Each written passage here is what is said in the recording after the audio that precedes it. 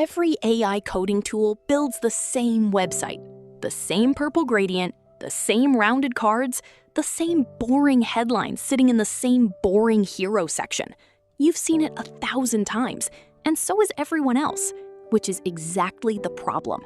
If you've ever asked an AI to build me a landing page and gotten back something that looks like it came from a template pack nobody paid for, you already know the feeling. But there's a tool that was built specifically to break that pattern, and almost nobody is using it correctly. By the end of this, you'll know exactly how to make an AI coding assistant produce interfaces that actually look designed, not generated. Stick around, because the difference between the wrong way and the right way to use this thing is almost embarrassingly simple, and once you see it, you can't unsee it. Before we go further, if this is useful to you, tap like, drop a comment, and subscribe. It genuinely helps this channel keep making videos like this, and I promise the payoff here is worth the 2 seconds it takes. So here's the situation. There's a coding assistant that lets you install what are called plugins, small packages that change how it behaves for specific tasks. One of these is built entirely around front-end design. Its whole job is to stop the assistant from defaulting to generic, forgettable interfaces, and instead push it towards something that looks intentional, something with a point of view. Getting it installed takes about 30 seconds. You open the tool in your terminal, type a single / command to open the plugin browser, add the official plugin source, and select the front-end design option from the list. Confirm the install, and that's it. From that point on, every time you ask for front-end work, this skill quietly activates in the background. You don't have to remember to turn it on. You just ask for a dashboard, a landing page, a settings panel, whatever you need, and it kicks in automatically.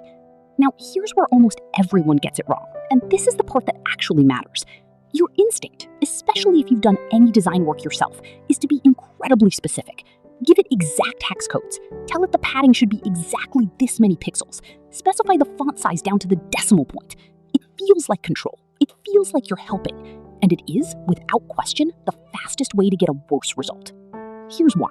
When you flood a prompt with rigid, pixel-perfect instructions, you're using up all the assistant's decision-making budget on your specific numbers. There's no room left for it to make an interesting choice, because you've already made every choice for it. So it just does exactly what you said, nothing more, and the result is technically correct and visually lifeless. It's like hiring a designer and then handing them a ruler and telling them not to think. The opposite mistake is being too vague. If you just say, build me a fitness landing page with 0 direction, you get the statistical average of every fitness landing page that exists, which again is exactly the generic look we're trying to avoid. So what actually works sits in the middle, and it's a specific kind of direction. Instead of specifying outputs, you specify a point of view. You tell it what to think about, not what to produce. You give it an aesthetic direction, something like brutalist or maximalist or retro-futuristic or quiet luxury or playful and loud, and you let it interpret that direction using its own judgment. You're handing it a mood board, not a measuring tape. There's a specific structure baked into how this plugin thinks, and understanding it will change how you write every single prompt after this. Before writing a single line of code, it's designed to build a plan first. It identifies the purpose of the interface, who's going to be looking at it, and picks one clear aesthetic direction to commit to. Then, and this is the clever part, it's instructed to review that plan against your brief and ask itself a pointed question. Does this look like the generic default I'd produce for any similar page? If the answer is yes, it's supposed to revise it before writing any code at all. Only after that self-check does it actually start building. That single step, the self-check against genericness, is doing most of the heavy lifting here. It's the difference between a tool that just outputs code and one that actually critiques its own instinct toward blandness before you ever see the result. Let's talk about what generic actually looks like, because once you can name it, you'll spot it everywhere, and it becomes so much easier to prompt your way around it. There's a very consistent fingerprint to AI-generated interfaces. A system font, usually something like the default sans serif everyone uses. A purple to indigo gradient sitting somewhere on the hero section, always. Oversized headlines paired with vague, forgettable copy. Exactly 3 feature cards arranged in a neat row. Uniform, safe border radius on every element. Shadows set to some suspiciously precise low opacity, like 0.1. It's the visual equivalent of a sentence that starts with, "in today's fast-paced world." Technically fine, but you've read it so many times your brain stops registering it. The plugin is specifically engineered to steer away from every single one of those defaults. Unexpected font pairings instead of the safe system font. Deliberate, sometimes asymmetric spatial composition instead of the predictable 3-column grid. Layered visual depth through texture and gradient instead of flat, safe surfaces. Motion and interaction that feels choreographed rather than bolted on as an afterthought.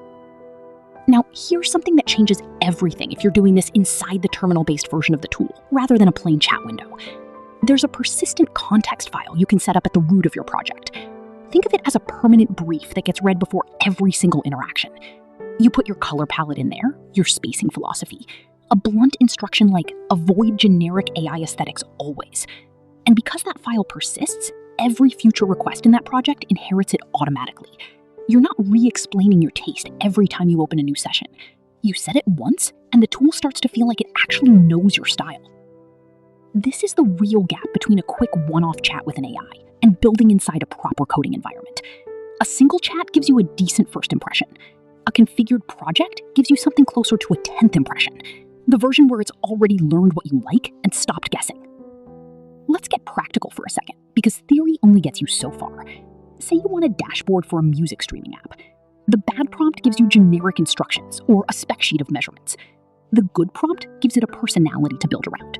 Something like, this should feel late night and moody, dark surfaces, warm accent color, type that feels a little editorial rather than corporate, motion that feels smooth rather than snappy.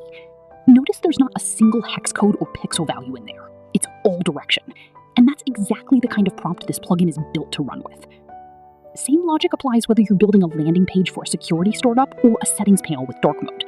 Give it the feeling you want the user to have, the emotional register, the reference points if you have any, and then let the tool make the specific typographic and layout decisions itself. That's where it owns its. One more thing worth knowing, because it changes how you think about troubleshooting your own CSS. There's a subtle technical trap that shows up a lot in generated front-end code, and it's worth watching for even if you're not writing the code by hand. When you're layering different types of selectors, say a class-based selector and an element-based one, they can accidentally cancel each other out depending on specificity, and your carefully described aesthetic can quietly break in the browser without any error message telling you why. It's not something the plugin ignores, but it's worth knowing exists, because if a design suddenly looks flat or a hover state stops working, that specificity conflict is often the first place to look. If you're not living inside the terminal version of the tool and you're using it through a project or the folder-based version instead, you're not locked out of any of this. You can literally drop the skill's underlying instructions into your project's rule files by hand. It's a small markdown document, and what makes it valuable isn't length or complexity, it's that it consistently pushes the floor of the output up. Not magic, just a well-written set of design principles the model reads before it starts working. And if you're applying any of this to something like an existing WordPress or Shopify theme rather than a from-scratch build, the same principles hold. You're just working within someone else's existing constraints. Give it the aesthetic direction, let it work inside the theme structure, and resist the urge to micromanage every measurement. So to bring this together, install takes 30 seconds. The mistake almost everyone makes is either over-specifying every pixel or under-specifying with no direction at all.